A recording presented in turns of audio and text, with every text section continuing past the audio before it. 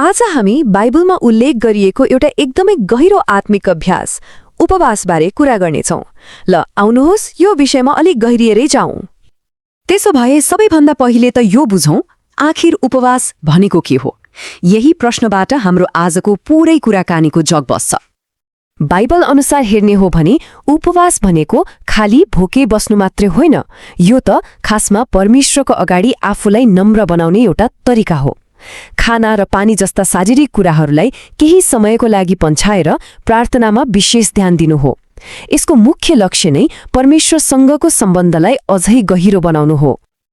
यहाँ एउटा एकदमै रोचक कुरा छ।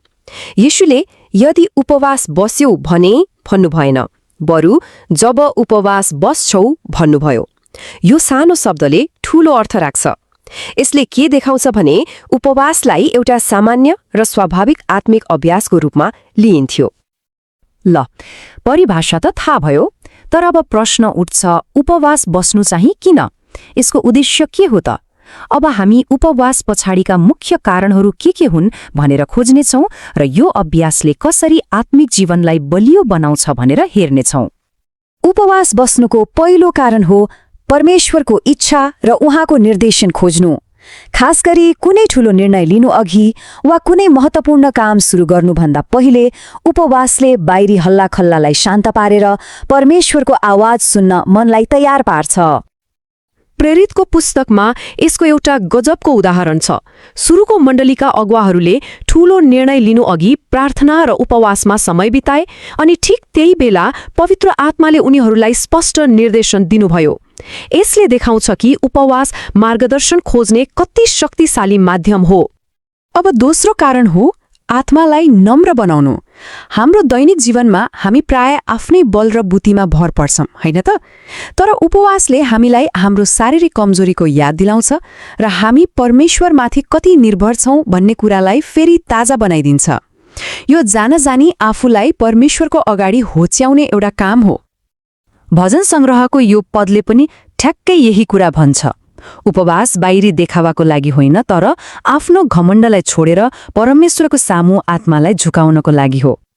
तेस्रो कारण हो पश्चाताप र क्षमाको खोजी। जब कुनै व्यक्ति वा समुदायले आफ्नो गल्ती महसुस गर्छ, तब उपवासले त्यो भित्री हृदयको परिवर्तनलाई बाहिर देखाउने एउटा शक्तिशाली माध्यमको काम गर्छ।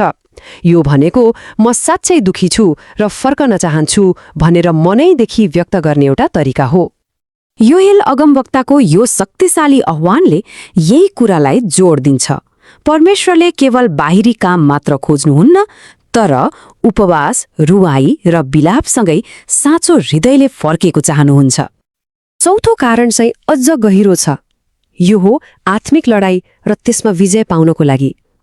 बाइबलले के सिकाउँछ भने केही आत्मिक सङ्घर्षहरू यति गहिरा हुन्छन् कि तिनलाई सामना गर्न प्रार्थनासँगै उपवासको पनि जरुरत पर्छ।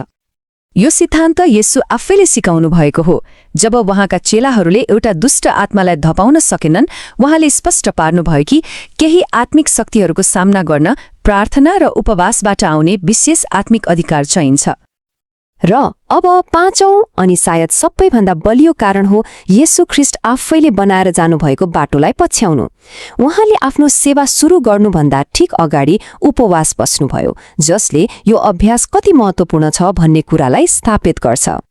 मत्तीको सुसमाचारमा उल्लेख गरिएको येशूको त्यो 40 दिने उपवासले यो आत्मिक अभ्यासको लागि सबैभन्दा ठूलो र उत्तम नमुना प्रस्तुत गर्दछ। यो उहाँको आत्मिक तयारीको एकदमै महत्त्वपूर्ण हिस्सा थियो। ओके, हामीले उपवास किन बस्ने भनेर त हेर्यौं, तर अब प्रश्न आउँछ, यसबाट के पाइन्छ त? फाइदा के हो? अब हामी उपवासको अभ्यासबाट पाइने आत्मिक इनाम र परिणामहरू के हुन् भनेर हेर्नेछौँ। छोटकरीमा भन्नुपर्दा उपवासले मुख्य 3वटा आत्मिक फाइदाहरू ल्याउँछ।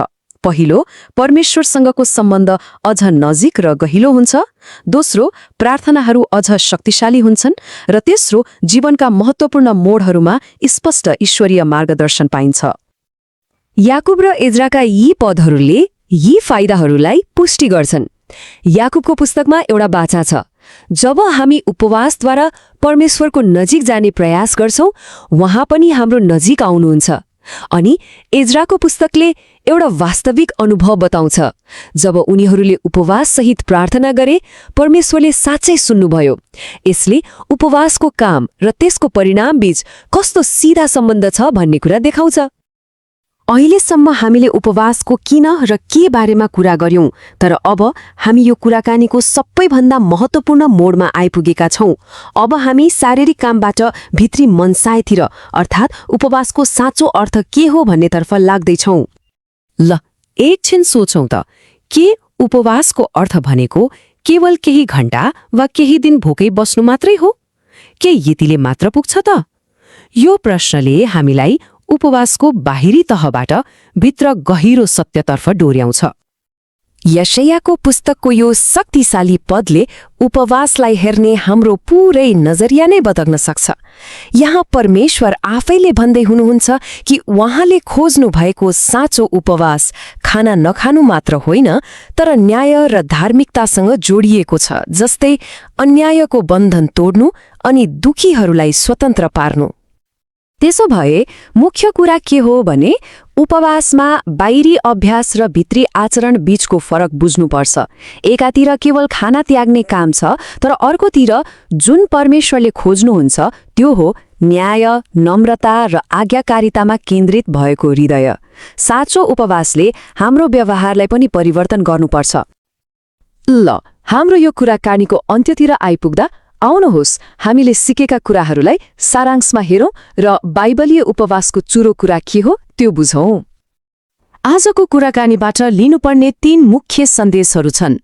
पहिलो, उपवास आत्मिक बल प्राप्त गर्ने एउटा माध्यम हो। दोस्रो, यो परमेश्वरसँग अझ नजिक हुने एउटा व्यवहारिक बाटो हो। र तेस्रो, यो नम्रता र परमेश्वरप्रतिको आज्ञाकारिताको एक शक्तिशाली चिन्ह हो। र अन्त्यमा यो प्रश्न मनमा खेलाउनको लागि छोड्दैछु, जब उपवासलाई केवल एक धार्मिक विधि नभएर हृदयको साँचो नियतसहित अभ्यास गरिन्छ, तब यो आत्मिक अभ्यासले कुनै पनि जीवनलाई कसरी रूपान्तरण गर्न सक्छ होला।